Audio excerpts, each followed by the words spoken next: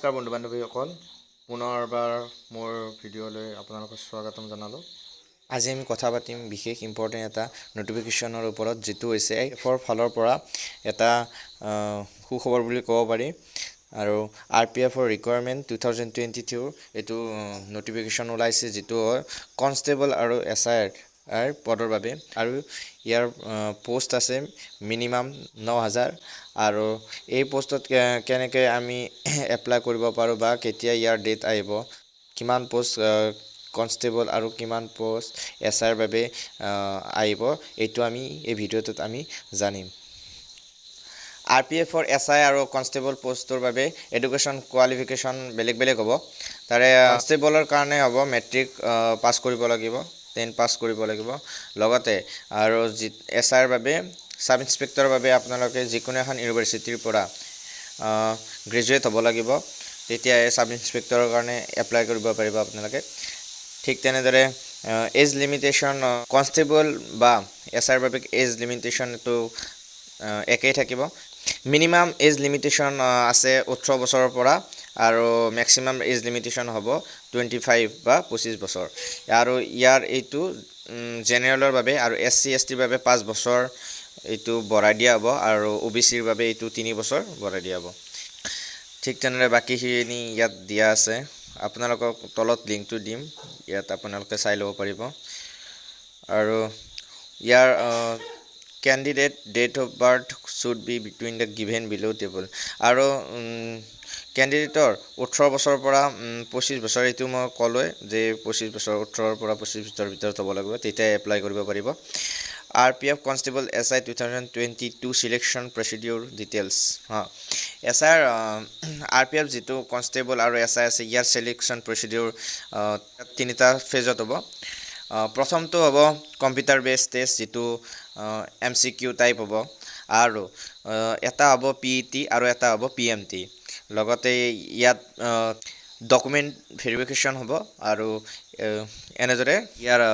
প্ৰক্ৰিয়াটো চলিব লগতে ৰেলৱে প্ৰটেকচন ফোৰ্স মানে RPF 2022 online application form fees যেটো হ'ব হেতু জেনাৰেল OBC আৰু EWS ক্যান্ডিডেটৰ কাৰণে এটো 500 টকা 500 rupees আৰু SC ST আৰু PH ক্যান্ডিডেটৰ বাবে এটো হ'ব 250 লগতে ফিমেল অল ক্যাটাগৰী ফিমেল ক্যান্ডিডেটৰ কাৰণে এটো SC ST নিচিনা একেই থাকিব পেটো 250 হ'ব ইয়াৰ যেটো নটিফিকেশন এটো কম সময়ৰ ভিতৰতে RPF ৱেবছাইটত আপোনালোকে দেখা পাব আমি এতিয়া RPF কনষ্টেবলৰ স্যালাৰি যেটো স্কেল হ'ব হেতু আমি অলপ আপোনালোকক বুজাই দিও বেসিক পে হ'ব 21700 rupees আৰু ইয়াত জুগদি এলাউন্স যেটো হ'ব হেতু মিলি এটা পেমেন্ট বা এটা বেতন দিয়া হ'ব এতিয়া আমি কথা পাতিম RPFৰ যেটো ফিজিক্যাল কনষ্টেবলৰ কাৰণে যেটো ফিজিক্যাল আছে হেতু মেজাৰমেন্ট কিমান কোট হাইট কিমান হ'ব চেষ্ট কিমান হ'ব ক্যাটাগৰী ওয়াইজ UR আৰু OBCৰ কাৰণে মেলৰ 165 cm হ'ব লাগিব হাইট আৰু ফিমেলৰ হ'ব লাগিব 157 cm চেষ্ট হ'ব লাগিব নুফুলাই মানে আনএক্সপেন্ড 80 আৰু বুকুখন আৰু ফুলাই হ'ব লাগিব 85 ঠিক তেনেদৰে SC ST ৰ হাইট হ'ব লাগিব 160 আৰু 152 ফিমেলৰ বাবে লগতে চেষ্ট হ'ব লাগিব চেষ্ট 76.2 আৰু এক্সপেন্ড কৰি ইয়াক 81.2 হ'ব লাগিব গোৰখাস মাৰাথাস এইবোৰ আদাৰ ক্যাটাগৰীজ যেটো তেওঁলোকৰ বাবে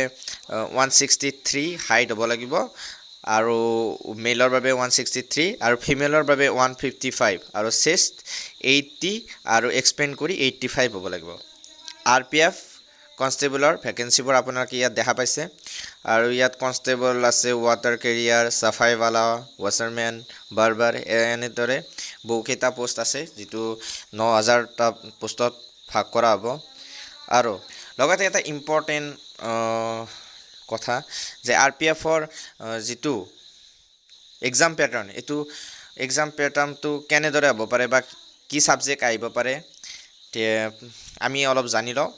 এক্সাম টাইপটো হ'ব অবজেক্টিভ টাইপ যেটো 200 নম্বৰৰ হ'ব আৰু ইয়াত থাকিব জেনেৰেল এৱাৰনেছ জেনেৰেল ইংলিছ আৰু এছে ৰাইটিং জেনেৰেল এৱাৰনেছত থাকিব 100 নম্বৰ জেনেৰেল ইংলিছত থাকিব 50 নম্বৰ আৰু এছে ৰাইটিঙত থাকিব 50 টোটেল 200 নম্বৰ পৰীক্ষা হ'ব 200 আৰু ইয়াৰ নটিফিকেশ্যন কম সময়ৰ ভিতৰতে ইয়াৰ RPF ৰিকুৱাৰমেণ্ট যেটো ৱেবছাইট তাত দেখা পোৱা যাব লগতে ইয়াৰ এডমিট কাৰ্ড পৰীক্ষাৰ আগৰ 10 দিন আগতে ইয়াৰ এডমিট কাৰ্ড দিয়া হ'ব আৰু ইখিনিয়ে আমাৰ RPFৰ আজি যেটো নটিফিকেশ্যন তাৰ বিষয়ে আজি অলপ আলোচনা কৰিলো যাতে কোনোবা উৎসাহী পৰীক্ষাৰ্থীয়ে মোৰ এই ভিডিওটো চাই লাভৱান হ'ব পাৰে তাৰ বাবে মই এই ভিডিওটো বনালো যদি এই ভিডিওটো আপোনালোকৰ ভাল লাগিল তেতিয়াহলে চেনেলটো লাইক শেয়াৰ আৰু সাবস্ক্ৰাইব কৰিব নাপাহৰিব কাৰণ আপোনালোকৰ এটা লাইকে আমাক বহুত উৎসাহিত কৰে থ্যাংক ইউ